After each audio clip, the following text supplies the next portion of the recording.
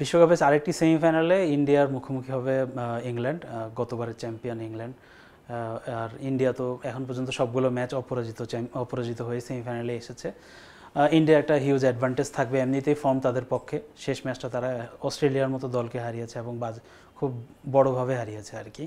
তো একটা competitive advantage থাকবে তাদের কারণে। ভেন্যুটা আগে তারা জানতো যে এখানেই তাদের সেমিফাইনালটা হবে, প্রিসিডিং আগে থেকে নির্ধারিত ছিল যে সেমিফাইনালটাই গায়ানায় হবে।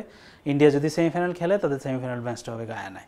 সো এইটা ইন্ডিয়াকে ডেফিনেটলি তাদের স্কোয়াড সিলেকশনে হেল্প করেছে। তারা বাড়তি স্পিনার নিয়ে আসছে এই ম্যাচটার জন্যই। তারা জানতো যে অ্যাট সাম পয়েন্ট তারা যদি সেমিফাইনালে আসে তাহলে তারা খেলবে হচ্ছে গায়ানা, যেটা হচ্ছে ওয়ার্ল্ডের one of the best spinning track আর কি। স্পিন এখানে ডমিনেন্ট ফ্যাক্টর। এখানে রান 130, 40, 50 হলে বলতে গেলে উইনিং স্কোর। সেকেন্ড ইনিংসে রান চেস করা খুবই টাফ হয়ে যায়। আমরা দেখেছি যে গ্রুপ পর্বে ওয়েস্ট ইন্ডিজও পাপুয়া নিউগিনির মতো দলের বিপক্ষে 140 বা 45 রানের একটা রান চেস করতে গিয়ে শেষ ওভার পর্যন্ত খেলতে হয়েছে। সো এখানে পরে ব্যাটিং করা অলওয়েজ মানে রান চেস আপনি যদি 140-45 রান করেন, এটা একটা উইনিং স্কোর বলতে গেলে। সো ইংল্যান্ড যেহেতু ইংল্যান্ডও স্পিন ভালো, আদিল রশিদ আছেন, মঈন আলী আছেন। আদিল রশিদ খুব ভালো ফর্মে আছেন, কিন্তু ইন্ডিয়া বলতে গেলে রবীন্দ্র জাদেজা বা কুলদীপ যাদব বা ইউজবেন্দ্র চেহেল, অক্ষর প্যাটেল এবং 4 জন কোয়ালিটি স্পিনার আছেন। সো এখানে ডেফিনেটলি 3 জন তো কন্টিনিউয়াসলি ম্যাচ খেলেই আসছেন। এই ম্যাচের জন্য তারা কি এক্সট্রা স্পিনার নেবেন কিনা সেটা একটু দেখার বিষয়। আর যদি নাও নিয়ে থাকেন, বলা যায় যে 3 জন স্পিনার অ্যাটলিস্ট 12 ওভার বল করবেন। আমরা এর আগের ম্যাচগুলোয় হয়তো দেখেছি হার্দিক পান্ডিয়াকে 4 ওভার করতে, বুমরা বা আর্শদীপের সঙ্গে। এবার হয়তো দেখা যাবে উল্টোটা, হার্দিক হয়তো 1-2 ওভার করবেন, স্পিনাররা হয়তো 3-4 12 ওভার করবেন। এই মাঠের কন্ডিশন বা হিস্ট্রি যেটাই বলে সেরকমই হবে আর কি। স্পিন ডমিনেন্ট একটা ম্যাচ আমরা দেখতে পাবো এখানে।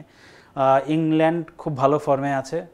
ইংল্যান্ডের কথা যদি বলতে হয়, আদিল রশিদ খুব গুরুত্বপূর্ণ রোল প্লে করবে, স্পেশালি মিডল ওভারে। তাদের পেসাররা এক একদিন এক একজন পারফর্ম করছে, এটা তাদের জন্য খুব ভালো একটা সাইন।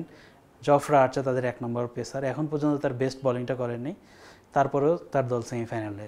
মার্কুট সবগুলো ম্যাচ খেলেননি, সেরা ফর্মে বলে নেই এখনও, তারপরেও তার দল সেমিফাইনালে। এই জিনিসগুলো হয়তো ইংল্যান্ডের পক্ষে হেল্প করবে। ইংল্যান্ড সবসময় দেখা গেছে যে লাস্ট যে বিশ্বকাপটা জিতেছে 2022 সালে, তারা হয়তো মাঝখানে একটা হিকআপ হয়, একটা বড় দলের সঙ্গে একটা ছোটো দলের সঙ্গে হয়তো হারে বা একটা অ্যাক্সিডেন্ট হয়, অ্যাক্সিডেন্টের শিকার হলেও তাদের একটা ঠিক টাইমে টুর্নামেন্টের যেই টাইমে পিক করা দরকার, রাইট টাইমে ফর্মটা আনা দরকার, সেটা তারা করে। এটা তারা 2019-এও যে তখন যারা চ্যাম্পিয়ন হয়েছে একই রিদমে তাদের টুর্নামেন্টে এগিয়েছে। যে আমরা তারা হয়তো গ্রুপ পর্বে দেখা গেছে, আপনার মনে করে থাকবেন, শ্রীলঙ্কার কাছে হেরেছে, তারপর পাকিস্তানের কাছে হেরেছে। একটা পর্যায়ে মনে হচ্ছিল যে এই ইংল্যান্ড টিম সেমিফাইনাল যাবে কি না, তারাই সেমিফাইনাল গেল, ডমিনেটিং পারফর্ম করলো অ্যান্ড ওয়ার্ল্ড কাপ চ্যাম্পিয়ন হলো।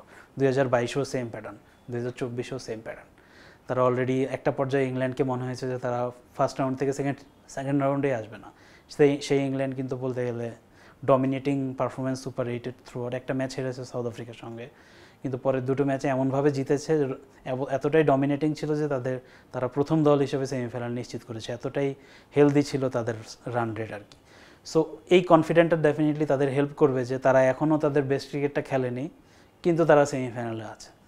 একদিন ফিল সল্ট জেতাচ্ছেন, একদিন জশ বাটলার জেতাচ্ছেন, একদিন জনি বেস্টও জেতাচ্ছেন, না হয় একদিন লিয়াম লিভিংস্টনও জেতাচ্ছেন। সো তাদের অনেক হিরোজ বলতে গেলে, অনেক পারফর্মার, মাল্টিপল ডেতে মাল্টিপল পারফর্মার। সো এই জিনিসটা একটা দলের জন্য হেলদি একটা সিচুয়েশন। দল জানে যে কেউ না কেউ দাঁড়াবে এবং ওই দিনের কাজটা সে করে দেবে। সো এই এনভায়রনমেন্টটা যখন আসে তখন এটা অন্যরকম একটা কনফিডেন্ট, ডমিনেটিং অ্যান্ড এই ইন্ডিয়াকে এই উইকেটে যদি কেউ থামাতে পারে, তাহলে এইরকম কনফিডেন্ট ইংল্যান্ড দলই পারবে।